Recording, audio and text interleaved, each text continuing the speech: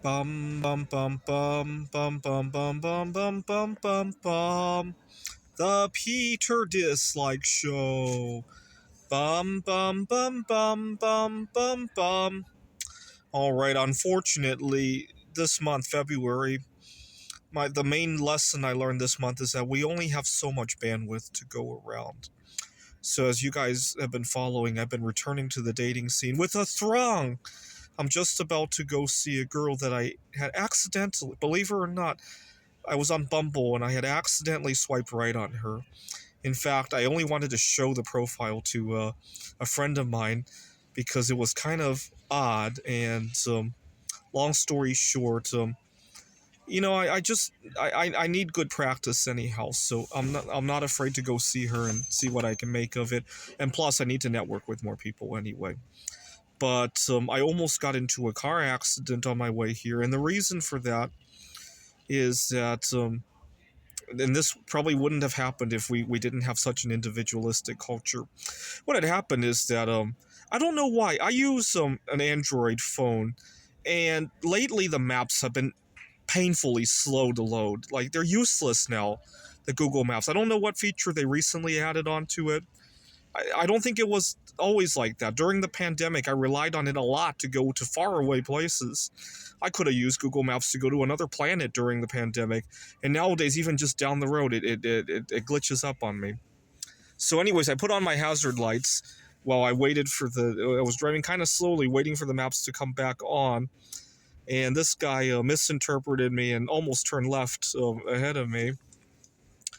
And back home, I also got into a little bit of a tiff with my roommates today. I took the high road, but my roommate is also preparing for a date at the house.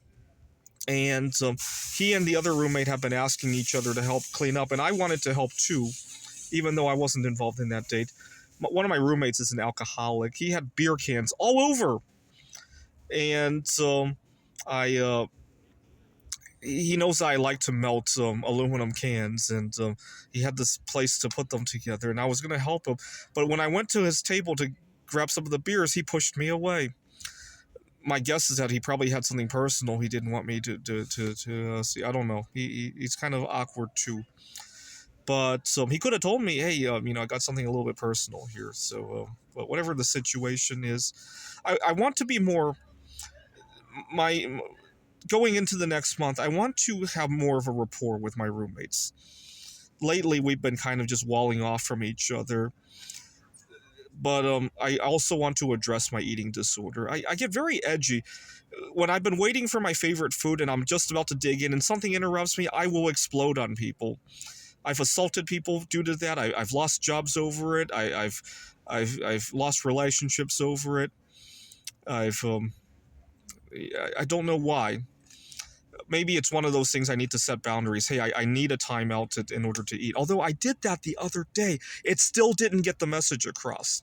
If anybody can help me with that, this is one of those things that is going to cost me my job eventually if I don't fix it. How do you tell people I really need space to eat? This is, and without somebody questioning it. Right? If anybody could help me with that, other than just taking your food and going somewhere else, but sometimes that's not really practical, right? All right.